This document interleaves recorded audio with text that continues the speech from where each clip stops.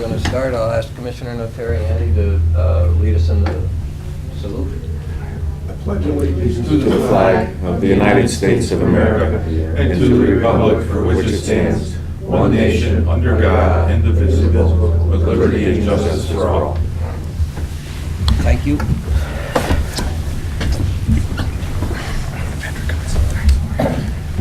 Okay, and the record will reflect that Commissioner Cummings is participating by phone. So I'll call to order the monthly meeting of the Board of Managers. You're stealing my stuff. So I guess there are... Yeah, Mary's here. Okay. But I wasn't here in January, I was in trial, so were there minutes?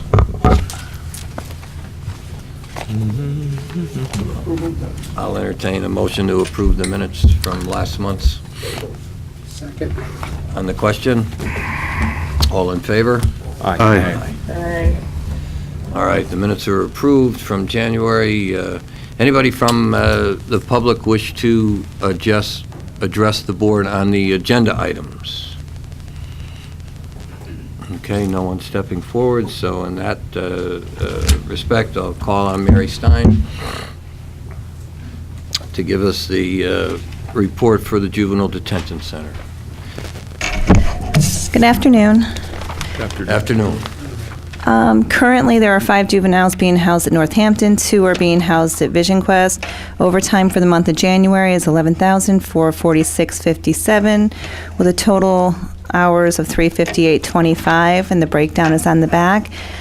As of today, I have 7 officers. One officer submitted his letter of resignation on February 17th, effective March 13th. This will bring the center down to 6 active officers and making it very difficult to facilitate transports on a 24-hour basis. So basically, if anyone calls out sick, anyone takes vacation, there'll be 1 officer on shift. You need 2 to facilitate a transport. That concludes my report. How long do we anticipate this transportation? This should be all changed over very soon, in the next couple minutes. Right now, we're just waiting for the computerization section of the cells in the courts, to out of the courthouse to be established, and that's it. On the ground floor of our courthouse? Yes. Okay. And that's going to be our new, It's going to be the housing area, just a holding area for the time. Okay. Until they go to Northampton or to Michigan. okay. But then we're still going to have the transportation costs and whatever overtime associated with that? Overtimes with the sheriff. Okay. My office will be taking that over. Okay. All right. Mary, Yeah. work at this point, if you could reach out to the sheriff and ask him to provide overtime for the transports at that point. I mean, That's how we'll work it out, because we will make sure it's safe. okay, yeah, that would, I mean, You want to meet after the meeting? yeah, sure. Yeah, we could do that. Yeah, where? At your place? Yeah. Okay. Please. All right. That would be great. Okay. Any other questions? Thank you, Mary. Thank you, Mr. Stein. Okay. All right. If there are no other questions, I'll entertain a motion to approve the director's report. So moved. Second.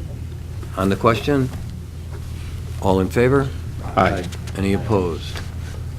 Okay, the report is approved. Anybody from the public wish to address the Board of Managers? Okay, no one stepping forward, so any other business from the members? All right, I'll entertain a motion to adjourn. So moved. Second. Okay, on the question? All in favor? Aye. Okay. Meeting of the meeting of the Board of Managers for February of 2019 is closed. We'll call to order the meeting of the Prison Board of Lackawanna County for February of 2019. And I assume you've all had an opportunity to address the minutes from the last meeting, so I'll entertain a motion to approve those minutes. So moved. Do I have a second? Okay. On the question? All in favor? Aye. Any opposed? Okay, the minutes from January of 2019 are approved. Is there anyone from the public who wishes to address the board on the agenda items only? Joan Hodowanitz? 101 Penn Avenue, Scranton. I was looking at the warden's overtime comparisons, very, very great improvement from the situation you experienced last year, so I'm happy about that. And in the warden's report, a couple things that hopefully he can discuss when he gives his report. On the whole body scanner, there's a reference to the CD worth over $130,000, but do we have a bid price quote for what NewTek may want to charge for this scanner? Also on the female programming, a nice list of 8 different programs. I was curious, do we have the same agenda for male prisoners, male inmates, and we simply segregate them male and female? Because many of these topics should apply also to men. I'd be interested in that. Okay, we'll make a note of that, and the warden should be able to address those when he comes up. Thank you, Joan. Anybody else on the agenda items only? Okay. So, first item on the agenda is a motion to approve all the current payables for the Community Corrections Center, Juvenile Detention Center, and the prison, 19-1011. If everybody's had an opportunity to review those, I'll entertain a motion to approve them. So moved. Do I have a second? Second. On the question? All in favor? Aye. Any opposed? Okay, the ayes have it. The current payables will be paid for all 3 facets. Next will be the report from Controller DeBillio. Thank you, Judge. I have 2 reports, one for December of 2018 and then January of 2019. I'll read December first. The Controller's Office reviewed the prison inmate and canteen account reconciliations which were prepared by the Prison Business Office for the month of December 2018 and found no discrepancies between the reconciliations and the bank statements. The balance in the inmate account was $561,251.90 as of December 31st of 2018. The balance in the canteen checking account was $508,392.97 as of December 31st. In addition, as of December 31st, the canteen account owned 2 certificates of deposit, one valued at $15,000 and the other at $132,008.90, totaling $147,008.90. And then for January of 2019. Well, let's just, Okay. let's take them one at a time. Any questions on the December 2018 report for the Controller? All right, if not, I'll entertain a motion to approve that report. Have a second? Second. On the question? All in favor? Aye. Okay, any opposed? The ayes have it, so your December 2018 report is approved. Now, the January 2019 report, please. January. The Controller's Office reviewed the prison inmate and canteen account reconciliations for January of 2019, which were prepared by the Prison's Business Office for the month of January and found no discrepancies between the reconciliations and the bank statements. The balance in the inmate account was $481,624.39 as of January 31st. The balance in the canteen checking account was $510,929.66 as of January 31st. And in addition, the canteen account owned 2 certificates of deposit, one valued at $15,000, the other $132,008.90, totaling $147,008.90 as of January 31st of 2019. And that concludes my report. Okay. Any questions for Mr. DeBillio? If not, I'll entertain a motion to approve the January 2019 report. So moved. Do I have a second? On the question. All in favor? Aye. Any opposed? Okay, the January 2019 report of the controller is approved. Thank you, Mr. DeVillio. You're welcome. Okay, so next we'll have the Community Corrections Center report. Director Jeffers, please. Good afternoon, Board. Good afternoon. The program for the report for January 2019, item 1, the program totals. Male work release had 54 participants and female work release had 5. Adult house arrest had 113 participants and juvenile house arrest had 17. Item 2, our program's revenues for the month of January total $58,393.45. Item 3, our program's expenses totaled $98,600.28. Item 4, our program's completions for the month of January, work release had 8, house arrest had 17. Item 5, our program violations for January, work release had 11, house arrest had 14. Item 6, our program's outstanding warrants, work release has 7, house arrest has 3. And item 7, our budget report so far this year. Obviously, it's only 1 month. Overtime is at 7%, expenses at 8%, and revenues at 7%. Item 8, our personnel has 1 part-time opening, and I was informed yesterday that our second part-timer gave me his 2 weeks. He will be leaving soon, in the middle of March. So we're going to need to fill one or both of those positions. That concludes my report. Okay, any questions for the director? Okay, if not, I'll entertain a motion to approve his report. So moved. Second. On the question? All in favor? Aye. Aye. Any opposed? Okay, thank you, Mr. Jeffers. Thank you, Board.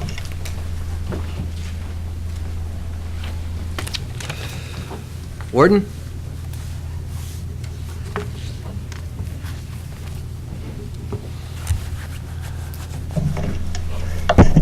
Good afternoon, everyone. Afternoon. Afternoon. The in-house population, the average daily population for January 2019 was 887 inmates, of which 586 were county inmates. Currently, we're housing 867 inmates. 760 of them are adult males. We have 2 juvenile males and 105 adult females. In that population, there are 208 that are U.S. Marshal detainees, 88 who are state parole violators, and 24 individuals being held for other counties. Our overtime report, out-of-county boarding, and community service report are all attached. Our staffing update, currently our correctional officer numbers break down to 175 uniformed staff on shift, 2 part-time officers, 1 who's out on workers' comp, 2 on administrative leave, and 0 vacancies. And like Director Jeffers, I just got word yesterday, one of my full-time officers will be resigning as of March 11th, so I will have a vacancy March 11th. The FMLA, 35 officers have intermittent FMLA, accounting for 19% of the COs. The budget, as of January 31st, revenue was at 11% and expenses were at 8%. Inmates at or past their minimum dates, 16 total.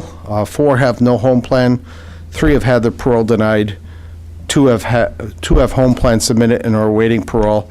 There are 2 individuals who are AWOL from furlough, AWOL, absent without leave. They were furloughed to rehab centers and apparently are no longer in those rehab centers and not in our facility. And there are warrants out for those individuals. And 5 of the individuals have been remanded for the balance of their sentence. Extraordinary occurrence reports. There were 7 occurrences since the last prison board meeting. January 25th, the county inmate was placed in the restraint chair for his own safety after smearing feces all over his cell and his person. On January 28th, a county inmate was placed into the restraint chair after attempting to smash the unit's television. On February 1st, the county inmate was placed into the restraint chair for her own safety after hoarding her medication and refusing to be searched. On February 4th, a new commitment was placed into a suicide smock due to suicidal ideations, and later had to be placed into the restraint chair after banging her head off the wall. On February 5th, the federal inmate was placed into the restraint chair for his own safety after he tried to break his light cover and saying that he was going to harm himself. February 7th, the county inmate was placed in the restraint chair for her own safety after struggling with staff moving her to a suicide prevention cell. And on February 13th, a county inmate was placed in the restraint chair after attempting to throw a chair at a staff member and not cooperating with staff orders afterwards. Next section is the whole body scanner. I've worked with the county's purchasing director, Joe Wetzler, and together we've concluded the research. A company named Nuke Tech came in at the least expensive, and they're also a CoStars member. And what that means is that that's a company that's a CoStars vendor has already been vetted by the Department of Corrections, and basically guaranteed they're going to come in at the lowest price and meeting all the qualifications of the Department of Corrections regarding whole body scanners. And what I'm doing is I'm requesting permission to use the funds cited in the controller's report regarding the inmate canteen account. In particular, there's a CD that's worth just over $130,000 that was initially purchased sometime in the early 2000s. And I'd like to use this so that the purchase of the whole body scanner doesn't affect the active inmate canteen fund. Female programming, as requested at the last prison board meeting, the below listed programs are only available to the female population housed at the Lackawanna County Prison. And there's a list, I'll read them out loud, it'll just take a second. It's the women's math class, women who write, sexual abuse education and support classes, LEAP creative writing class, domestic outreach program, non-denominational religious group, female passport program that offers parenting, money management, anger management, and employment readiness classes, and a pre-release planning group.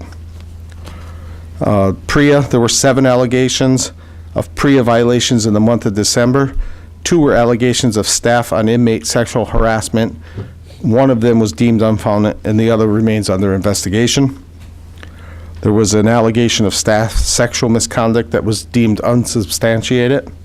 And the remaining 4 allegations of inmate on inmate sexual harassment. 2 were deemed unsubstantiated, 1 was deemed unfounded, and 1 remains under investigation. All the completed investigations have been forwarded to the district attorney's office. And before I conclude my report, if I can address the 2 items that Joan had mentioned. With Nuke Tech, yes, we do have a price quote. They came down $10,000. They were originally at $105,000 for that whole body scanning system, and they're now at $95,000. There's options that are available there for warranty. The first 2 years are free. Years 3, 4, and 5, if we opt to go that far out with a warranty, it's $10,000 a year, and think of like a car with a bumper-to-bumper warranty. It covers everything, every part of that whole body scanning system. So if we looked at the 5-year and full warranty for that 5 years, it would be $125,000 for the whole body scanning system and 5 years of warranty. And these on it. scanning systems will be used all the time. Yeah. Used all the time. Yeah, my goal was to have that at our booking and intake area, and what I was hopeful of doing is practically removing the need for unclothed searches. That causes issues when you have an individual who's under the influence and they have to undergo an unclothed search. Sometimes individuals can get quite defensive about that. We have to ensure that the person's not hiding any contraband on or in their person. And that's the purpose of an unclothed search. Well, this whole body scanning system is like an X-ray. So you'd be able to see the keys in my pocket if I was to remain fully clothed and go through it. It's just like a little tiny conveyor belt, takes 10 seconds. In order to conduct a proper unclothed search, it's going to take probably 2 to 3 minutes, if not longer, just for the undressing part and the dressing back up. So this is quicker, it's more efficient, it's less intrusive. There are a lot of benefits to it. Does the price include training? Yes, yes, there's training that's involved with that for 10 to 14 staff members, which is great because we can get individuals who work in our booking area on all 3 shifts. As you know, Your Honor, we're a 24/7 facility, so we do operate around the clock, and we do have officers that are specifically trained for booking procedures, and they would be the individuals I'd have trained in this whole body scanner. How about things like software upgrades? Are they included? Off the top of my head, I don't know the answer to that. I would have to check with them regarding software upgrade. I'm sorry? I will. And also, there's a similar, an identical one up at the Wayne County Correctional Facility. I've reached out to Warden Bishop there, and we can go visit anytime we want if we want to see it in action. That was going to be my next question. Are these Yeah, things are in place elsewhere Yeah. in the Commonwealth? Yeah, and I was aware of, Wayne County's had it for about a year now, I think. And reports that we've received from them is they love it because of the fact that it's not as intrusive, and because of the fact that when I read those extraordinary occurrence reports, 50% of them seem to be at the time of booking. The individual is upset because, frankly, the person oftentimes is under the influence, and all of a sudden is in the facility being asked questions and being told, we have to search you, and there's a natural resistance to that. They're not happy about being at the prison, I understand that, and they're not happy about having to undergo any kind of search. So it may, and I suspect it will, cut down on the number of incidents that happen at the time of booking. And what, you know, that's where most of the incidents do happen at that point. Yeah. That's a big transition coming from the street and that happening. Now you're in jurisdiction of actual corrections officers. Yeah, So yeah, I think this could be a plus. absolutely, Do absolutely. we have the space to accommodate it in Yeah. that area, the booking area? Yeah, I don't know the exact dimensions of what they would call the footprint of it, but we do have the room down there. I did look at that at one point, and we have a couple sets of doors to come through. It's Sally ported, and right inside the booking area there's plenty of room there. And we have a search room that's got plenty of room as well. And regarding the female programming, and if we have same agenda for male offenders, what I can do is I can present a listing of programming that's only available to males next month. I don't know it off the top of my head, but the reason that I had done that was, I believe it was Commissioner Cummings that was asking last month for a listing of female-only programming in response to, I think, potentially about criticisms about the GED program and how it was laid out, where men got to do it and then the females got to do it. I think part of the thing was we have a lot of programming that's there strictly for females, and that's what that list was that's in my report this month. So I can do the same next month, and I don't think it'll be a list that's 7 or 8 long. It might be 1 or 2 programs that are only offered to the males. A lot of times, I alluded to it last month, that's dependent on the vendor themselves, the volunteer themselves. Because if we have a volunteer coming in willing to do a program for our inmate population, and that volunteer just wants to do it for female offenders, I'm not going to say no to that. You know, you don't look a gift horse in the mouth. And the same goes for if we have a volunteer coming in saying, I have this program I'd like to run, and it's strictly geared towards men, I'm not going to say no to that either. I'd like to expand it so that we can get it for both sexes, but at the same time, if it's relying on the volunteer and what they're willing to do, I don't like turning away free programming. Is there any co-ed programming? No, there's not. None at all. And I guess with that, I mean, obviously I'm open for questions, but that concludes my report. Joan, does that answer your questions? Okay. Any other questions for the warden? Okay. If not, I'll entertain a motion to approve his report. So moved. Second? Second. Okay, on the question? All in favor? Any opposed? The ayes have it, the warden's report. Thank you, warden. Okay, anybody from the public wish to address the board on anything?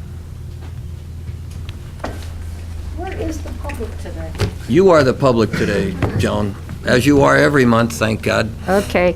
Joan Hodawanitz, 101 Penn Avenue, Scranton.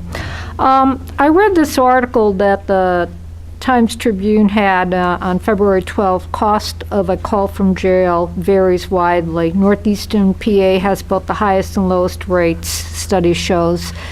And it goes from a high in Wyoming County of $12.20 for a 15-minute phone call to a low of 54 cents in Susquehanna, and Lackawanna County came in at $3.15. Now, I do not know what goes into this pricing, whether there's special things that have to be done to record phone calls or whatever.